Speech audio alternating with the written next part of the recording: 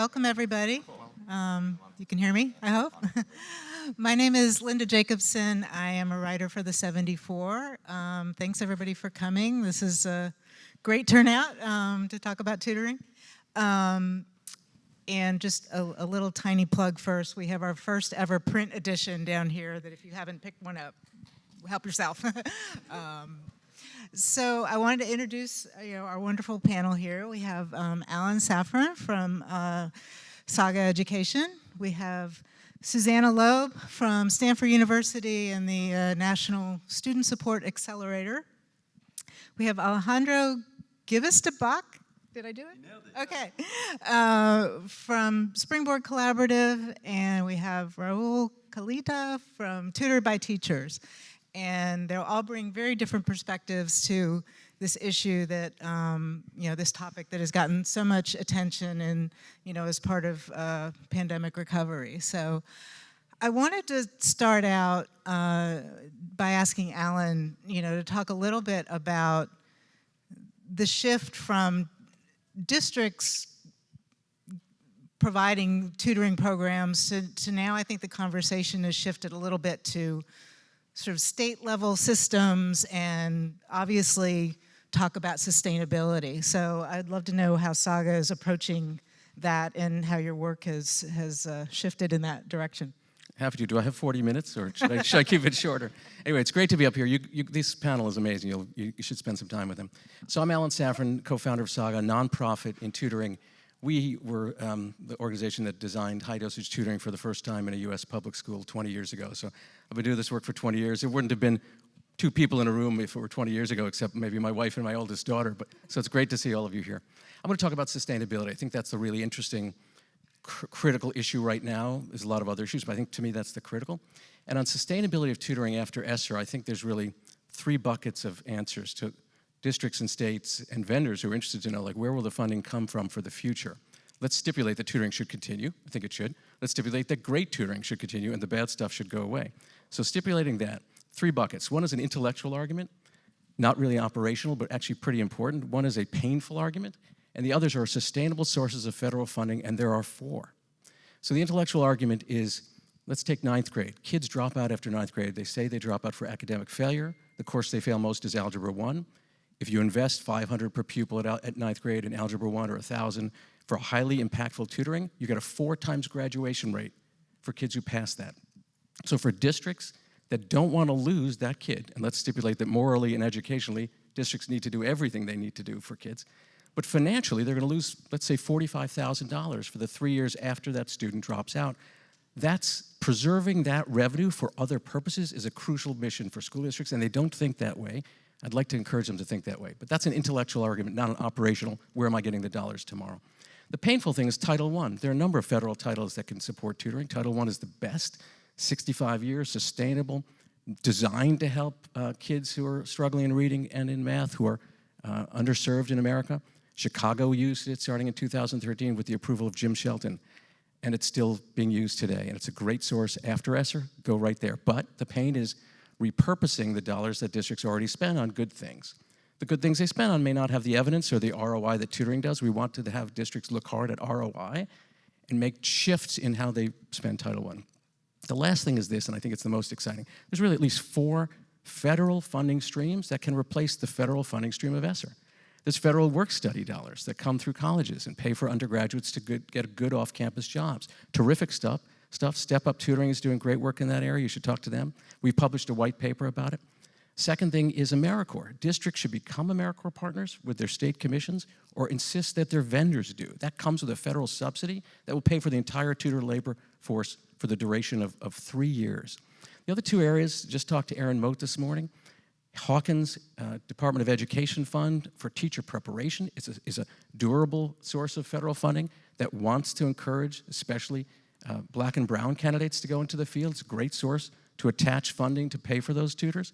And then the Department of Labor has apprenticeship programs. Tutoring is a great apprenticeship on the road to becoming a teacher or something else. So I'm very optimistic that there are replacement funds, that big strategies like preserving per pupil dollars, and that painful decisions in the interest of kids in regard to Title I will allow good tutoring to continue well past the ESSER deadline.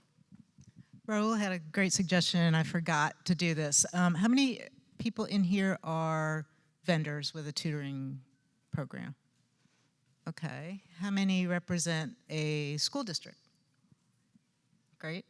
A nonprofit, maybe? How many are parents who have kids who have had tutoring? Oh, good, okay.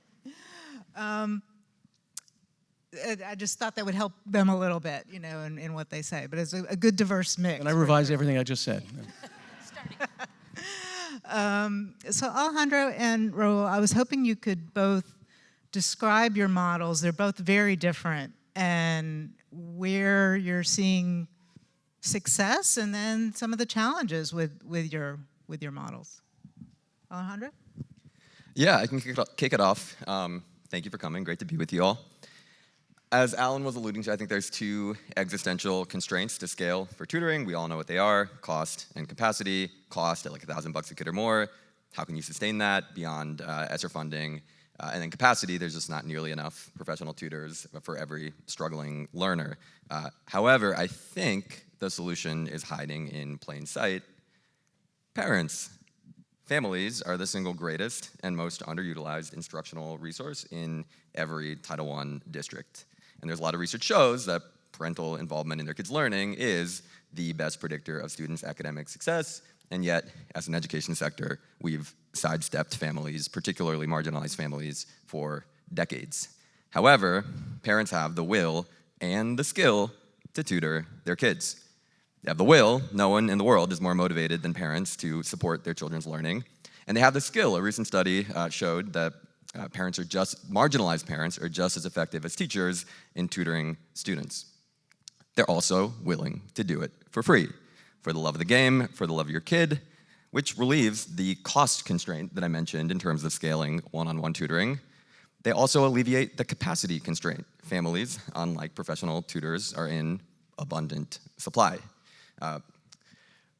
The question is often asked, can you really expect marginalized families to do one-on-one instruction with their kids on a regular basis?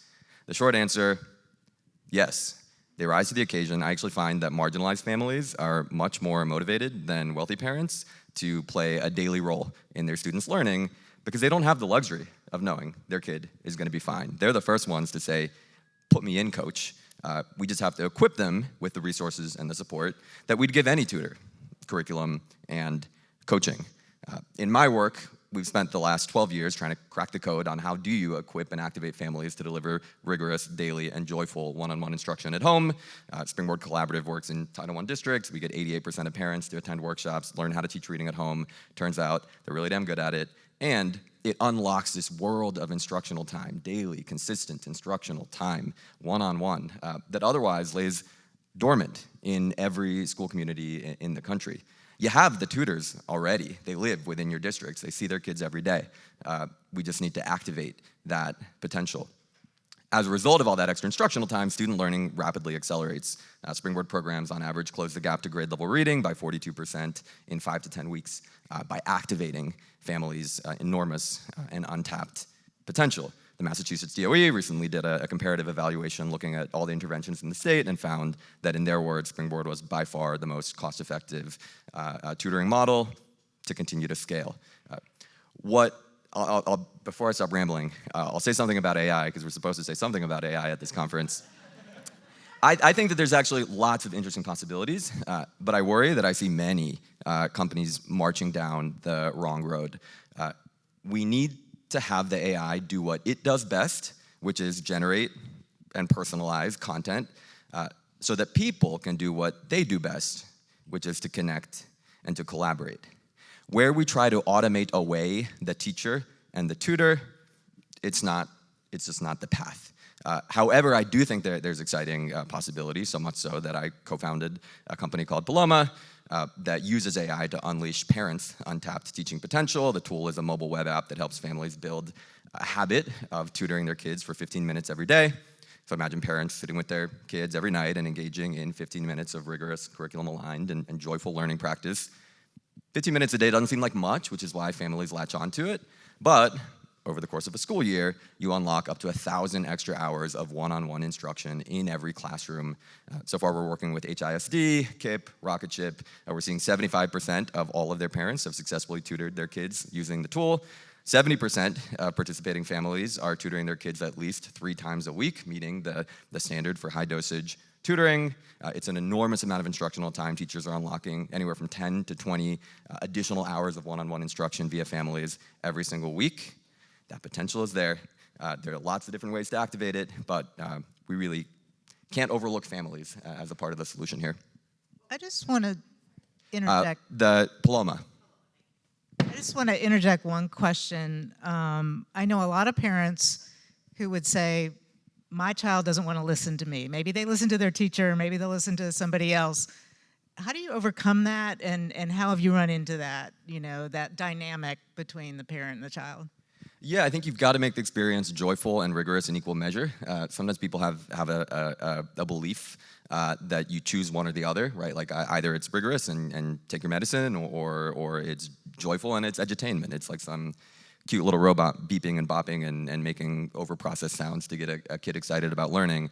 I don't think it's that. So to give a concrete example, on Mondays, every day families get a text message with their daily 15-minute tutoring session teed up. On Mondays, they get a short video walking them through a science of reading a line skill that a session they lead with their child. But when they finish, it'll ask families, what do you want tomorrow's content to be about? And they'll answer with whatever brings their child joy and curiosity and imagination. So you can imagine what folks will say. We want a story about our cousins coming over for pizza last night, about going to Pop-Pop's house and making pie, about Ignacio winning the baseball championship this weekend. And that's where AI is helpful. We use AI to generate decodable books and math story problems that are pedagogically about the particular skill the family's working on with their child, but thematically about whatever brings that child joy. And we visually render kids as protagonists in their own stories in a way that honors their identity. So you can create this really powerful experience that kids are the ones reminding their families to do their daily tutoring session. So it becomes something they look forward to. And totally. Yeah. Rahul? Yeah, so our model is pretty unique. It's a small group virtual mastery-based standards aligned intervention. And we have a community of 5,000 to 6,000 teachers. And we really focus on outcomes. The Center for Education Policy Research at Harvard just released some data around Indianapolis public schools. We're serving about 7,000 of their kids in an 18,000 student district. So pretty high penetration rate. And Indianapolis was identified as an outlier in the state of Indiana and across districts that are also low income. And their superintendent has credited us as being one of the drivers for that success since COVID. Yeah, that's our model. I know one of the things I've also heard about, teachers doing the tutoring is they've already got so much on their plate, So who are the teachers that want to do this and take this on as well? Yeah, so about half of our teachers are recently retired and half are basically time shifting. So we've got teachers in New Jersey who are working at 5 or 6 p.m. and serving LAUSD or Denver Public Schools. And then, the other half, they're retired, so they're working maybe 10 to 20 hours a week with us just because they miss the classroom and they want to serve the kids who need it the most. Susanna, what would be sort of your research questions about these two different models? And I'm interested in what questions we should be asking. Yeah, that's great. I think what's nice about these two different models is it shows kind of how broad a range of approaches we can take to getting students the individualized attention that they need, that is targeted at the skills that they need to develop, that uses high quality instructional materials, but perhaps most importantly has a relationship embedded in that, where a student wants to learn, is engaged and motivated by the adult that they're going to be working with. We just saw in one district that students, middle school students, are substantially more likely to come to school on the days they have their high-impact tutoring scheduled because they have someone who's waiting for them. And I think that is a lesson for how we do schools more broadly, that we need to kind of redesign our staffing models, our master schedules, in order to make sure that the students, I think all students, but certainly prioritizing the students who haven't had access or who are disengaged, to get really the best way we know to accelerate their learning and to re-engage them in school. So thinking about this not as Saga or Tutored by Teachers or Springboard, but just as how can we, in this really decentralized country, provide these resources. And in some places, there's going to be universities nearby where you can set up these kind of long-term relationships with either the teacher preparation program or with some program with work study, the way that Sam is doing, so that you've got this kind of sustained sources. In other places, particularly for early reading, families are a really good place. There's a lot of kind of math anxiety in the world, so once you get into math, there's a little of a worry of relying on people who may have that anxiety, so you might want to diversify families to community members. There are lots of community groups. So I think one of the important questions is out there is, what are the ways that we can think of for different contexts that we could have a long-term consistent supply? Where are the materials coming from? And where is the data coming from? Many of the districts that we're working in are still in the process of kind of getting their data systems good enough to provide the kind of information to the tutors that they need to be successful. But we're going to get there, and I think one of the exciting things about all of the things that we've been talking about at this conference on AI and how that might change things isn't necessarily that we'll fill out IEPs more quickly, or the lessons plans will be generated more quickly, but that we can transform the kind of functioning of schools so that students are more likely to get the individualized attention that they need. And these new products and tools can do what Paloma is doing, which is provide the adults that are working with students the supports that they need. And then we can, then they're community members, people that have other kind of important skills that research has really shown to be important, like their understanding of the students' experiences, their ability to motivate the students, those kinds of things. We can prioritize those in making sure students get adults. So I think there's a lot of tests we can continue to run. I'm a researcher, I love to do randomized controlled trials, for how different programs can be effective. Or we did one recently where we were able to look at one-on-one versus one-on-two tutoring for young kids, and that's a really nice way to kind of understand the trade-offs.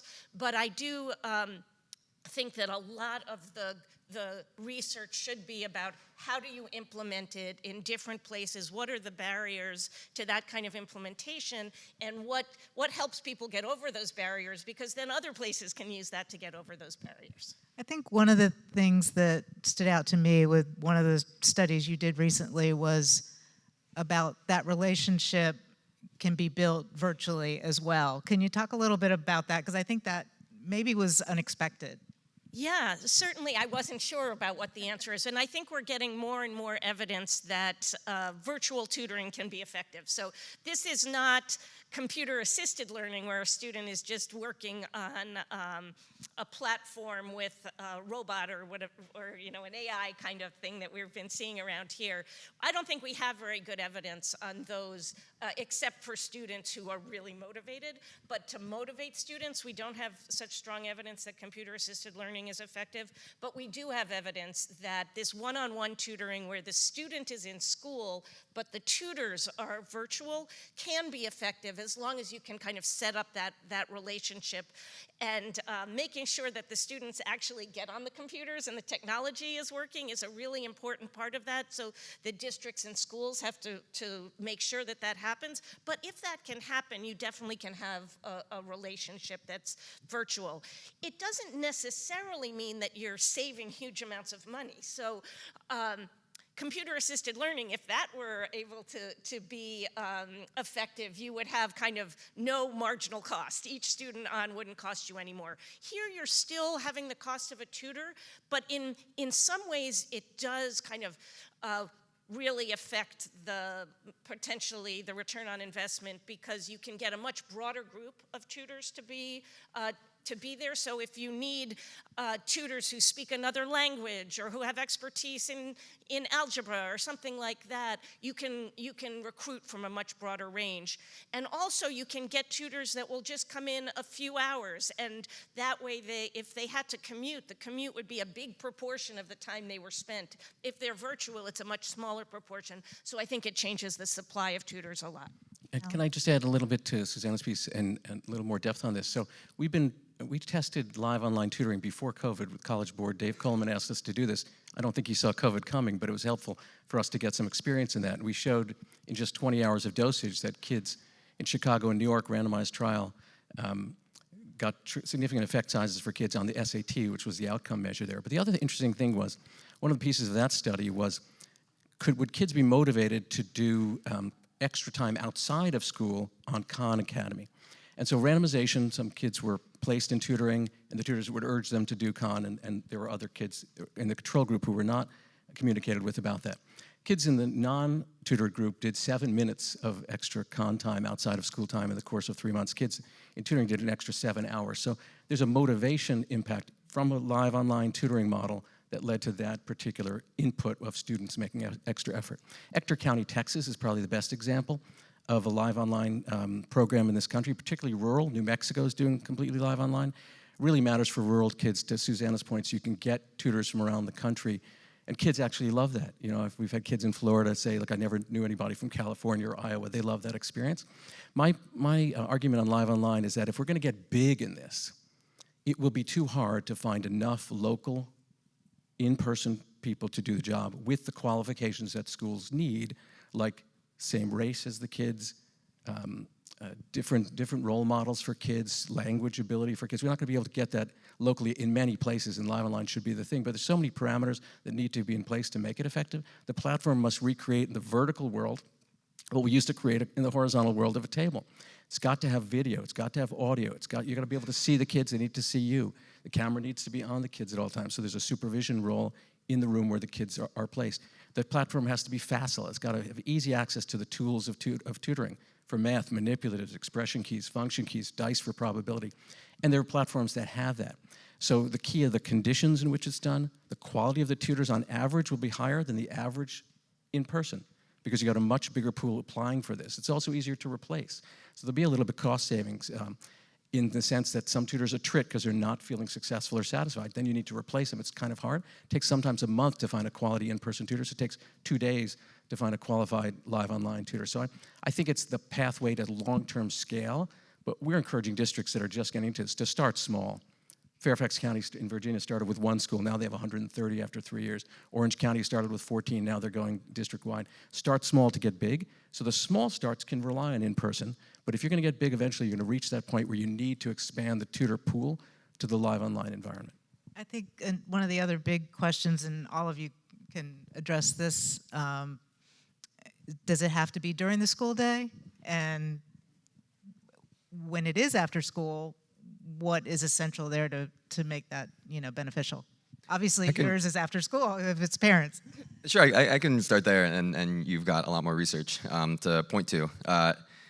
There's nothing magical about tutoring happening like at a particular time of day that, gosh, the brain shuts off when kids aren't in school. Kids are in school for 13% of their waking hours, and we've spent decades trying to squeeze more and more and more juice at the margins from that 13% of kids' time, and that's just not where the leverage is.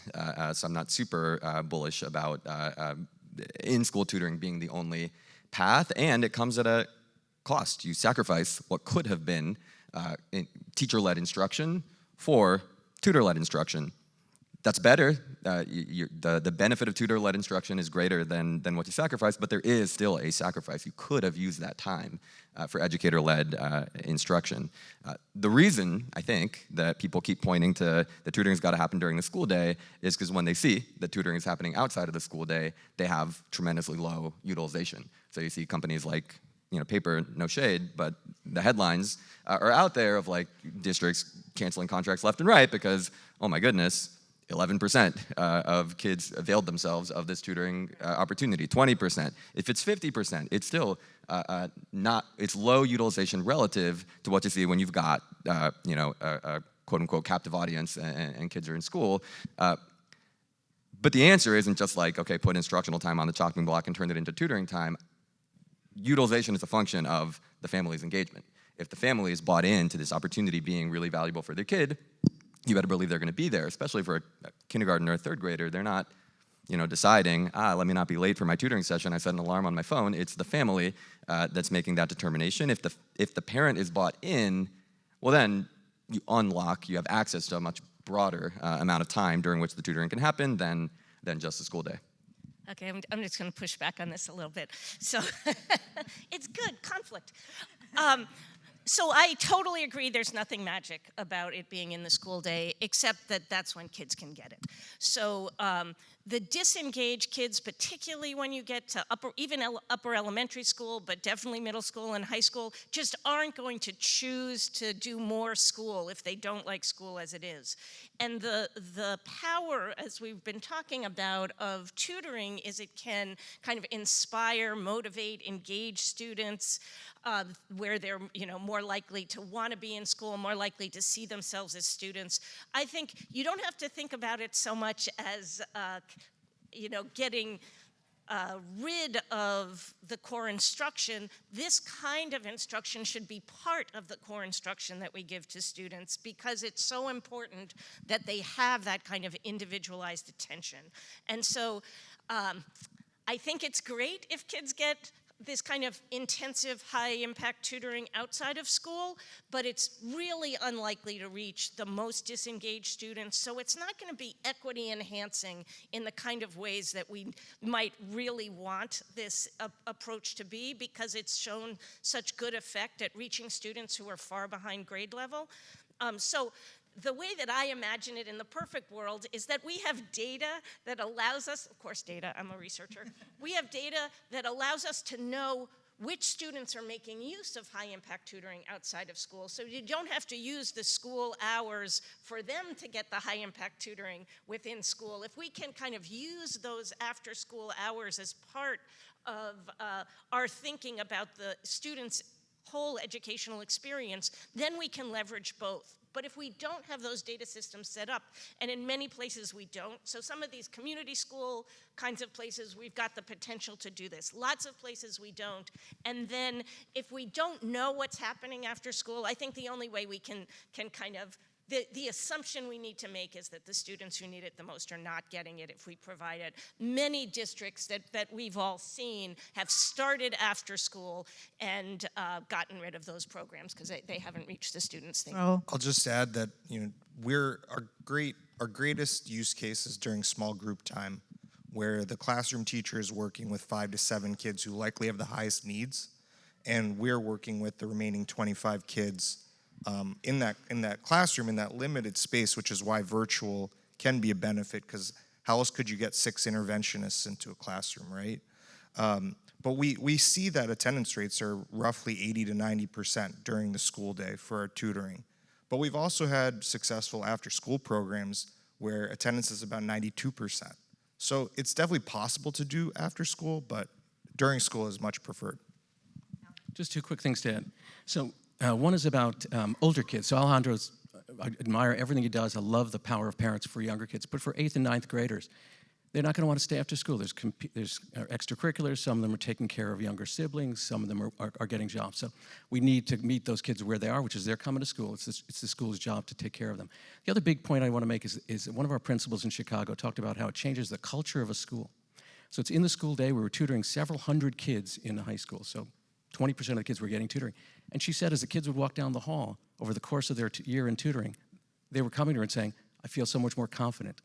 You know, they felt a better sense of belonging, of engagement. Their friends said, how come I can't get in tutoring? So you can change culture of school if you put this other component in, because it will light kids up. And I don't want to miss that light if it's outside of school and outside of visibility. In school, if it's done well, it'll change the culture. I wanted to do one more question for everybody here, kind of a rapid fire kind of answer, and then we'll go to some questions from you guys. Obviously, there's tons of attention on tutoring right now. Is this going to fizzle out? Okay, as I like to say, I'm delusionally optimistic. I don't think so. So we were all worried about the ESSER cliff, but as the ESSER cliff has come in, there's been a lot of demand kind of from districts, from schools that have first implemented with ESSER, and now they are looking for the other sources of funding, but at the same time, states are kicking in. So Michigan put a lot of money into tutoring largely recently. Tennessee has it built in now to their funding formula. Florida, it's gotten through 2 houses and is on the governor's desk, and we think there's a lot of money coming in, and that would be renewable funds, so that could be for the long run. So I am optimistic that this is not going away. It was a little slower to start up than we thought it would be, but everything is slower to start up in such a big system that we have, but it is not nearly the cliff that we were worried that there would be. I would add to that.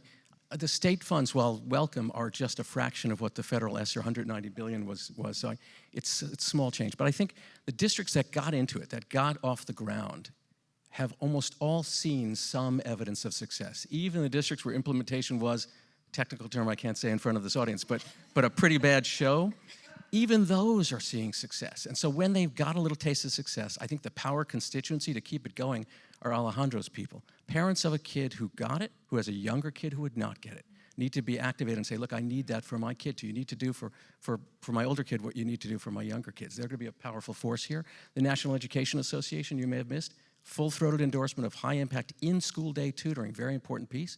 And there are Republican think tanks on the other side who also believe that the ROI of tutoring is being demonstrated as an effective use of public funds. So I'm hopeful. I'm not delusionally optimistic. In fact, I'm somewhat pessimistic. But I think that for those districts that got a start, we see that their trajectories to keep it going. Orange County, Florida, my favorite story. They have a lot of tutoring programs going on, some of them out of school, some in school, some peer tutoring, like a lot. And they saw that most of the stuff they've been doing in tutoring has not shown evidence, but the work that we've consulted with them on is, and so they're going to consolidate all the funding sources from that into a consolidated, focused, powerful tutoring initiative. I love when that happens, and that could be an exemplar for the country. One of the problems in education is that there's not a great peer-reviewed journal that publishes research. Susanna's doing it, but we don't have a Journal of the American Medical Association, a New England Journal of Medicine, where all the practitioners of our field, like all doctors, read those and take what science says, what data has said, and they'll do it. We don't have it on education, so it's word of mouth. So the biggest thing I ask people to do is if you've got a successful program, get up at conferences like this and talk about it, talk about the challenges and how you've overcome them. But I'm a little pessimistic about the strength and capacity of the field to grow even in the face of really good and growing evidence that Susanna and others are leading and demonstrating that if done well, this will work for your kids. That's an imperative message that has to be heard by districts if tutoring is going to be part of the design of schools in the future. I'll share in the optimism of the group. And we're going to run out of money, and we're going to run out of paid tutors. And when we do, I hope the silver lining of that is that we'll finally turn toward parents as the assets that they are in their children's learning. I think there's a whole bunch of reasons, many of which are rooted in systemic racism, that we look at a marginalized parent and we don't see their teaching potential. We look at a wealthy parent and we see it so easily. And my hope is that as the dollars get more scarce, districts will be more intentional about all the creative possibilities of where do we have underutilized potential, where are there underutilized resources, and how can we continue to grow the promise of one-on-one instruction, even in a resource-constrained environment. You've also got a lot of states who have these third-grade literacy requirements, and then you've got Louisiana that has an algebra requirement to graduate, and you've got Denver as an example. Everyone takes the SAT, so there are different pools of requirements around tutoring. Well, we do have a little bit of time for some questions. So I'm just going to, whoever wants to ask, I'm just going to pass you the mic and you can share it around.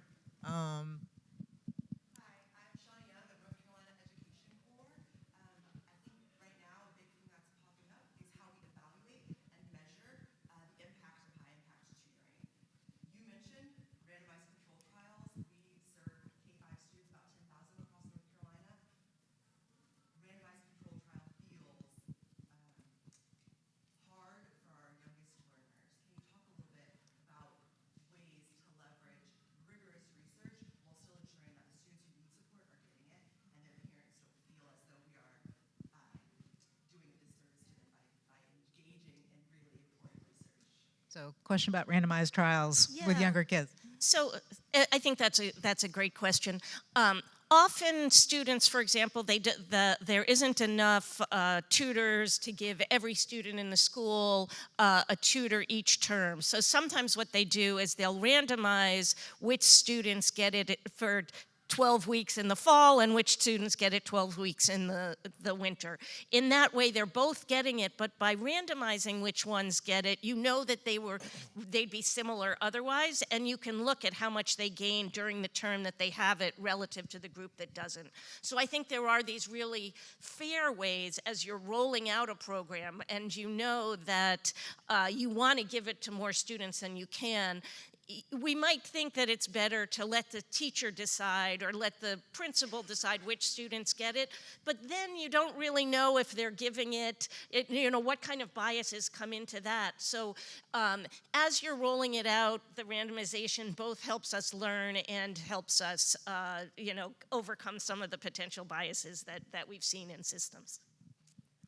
Somebody else?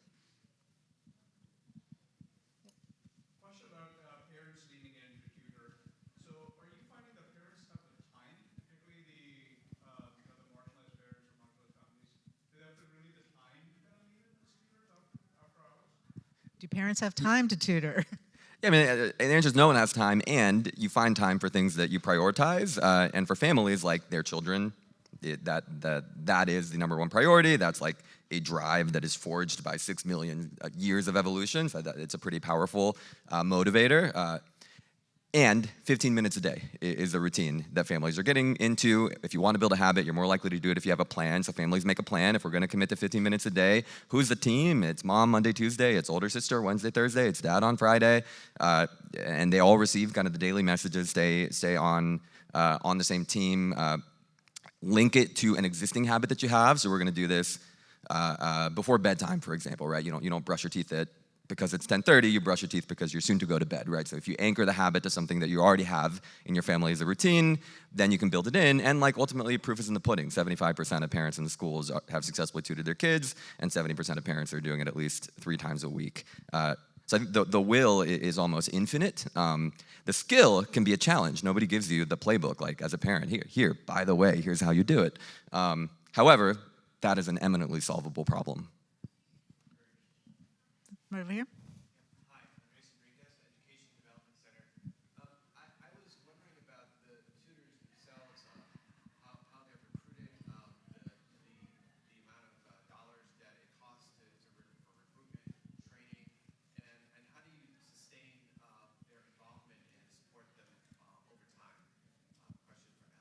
Maybe Rahul and Alan could address that. We digitally acquire our teachers, and when you think about the teacher attrition rate, it hasn't been difficult for us to recruit teachers. We've been pretty efficient about it, so it hasn't really been a problem for us. We're down to 1 minute and 35, so I'll speak even faster than I usually do. So we used to be focused on being a direct vendor and doing that. We do much less of that now. We're more technical assistants for states and districts, so we advise them how to find tutors. There's great platforms if you're looking for recent college graduates. Simplicity, Handshake, there's beautiful platforms. You got a lot of people, especially if it's live online. There's a massive oversubscription of interest for the number of jobs available. Otherwise, you've got to go locally, and that's where the colleges can play a really important part. About 80% of our tutors have always been recent grads, 15% mid-career switchers, and 5% retirees. But the nation's moving in the direction of part-time tutors. That opens up massive pools of people who want to give some of their time to a low-paying job that's mission-oriented and they're service-driven. I've seen that in the Netherlands. You've got people doing 15 hours a week who are staying with it for 5, 6 years because it's such a lovely part of their lifestyle at that time. So I think the country will go in the direction of part-time almost exclusively. Undergraduates become the single best pipeline, but there are other pools willing to do it part-time. And in terms of sustaining them, tutors need coaching and development along the way. It's crucial. We're building an AI tool to make that automatic. Well, I think we just have a few seconds left, so thanks so much for coming, and they'll be around.